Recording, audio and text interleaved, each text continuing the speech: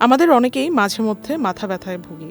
বেশিরভাগ সময়ই এর কারণ হয় কাজের চাপ, ঘুম কম হওয়া বা অন্য সাধারণ সমস্যা। কিন্তু যদি মাথা ব্যথা বারবার হয় এবং ধীরে ধীরে বাড়তে থাকে, তাহলে বিষয়টি গুরুত্ব দিয়ে দেখা উচিত, কারণ কিছু ক্ষেত্রে এটি ব্রেইন টিউমারের লক্ষণও হতে পারে।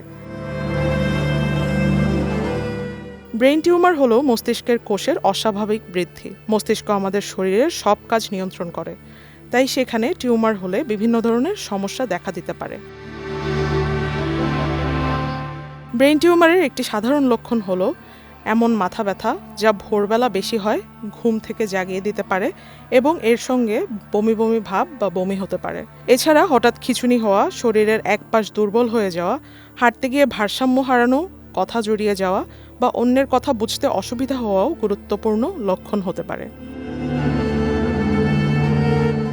তবে মনে রাখবেন, এসব লক্ষণ থাকলেই যে ব্রেইন টিউমার হয়েছে এমন নয়।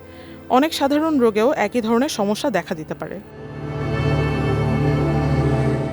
তাই যদি কোনো উপসর্গ দেখা দেয় বা পুরনো সমস্যা হঠাৎ বেড়ে যায়, তাহলে দেরি না করে একজন নিউরোলজিস্টের পরামর্শ নিন। সময় মতো পরীক্ষা ও চিকিৎসা শুরু করলে অনেক ক্ষেত্রেই ভালো ফল পাওয়া সম্ভব। ভয় নয়, সচেতনতাই সবচেয়ে গুরুত্বপূর্ণ।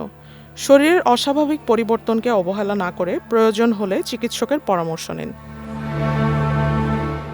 সানজানা বিনতে বোরহান, বিজয় টিভি, নিউজ ডেস্ক।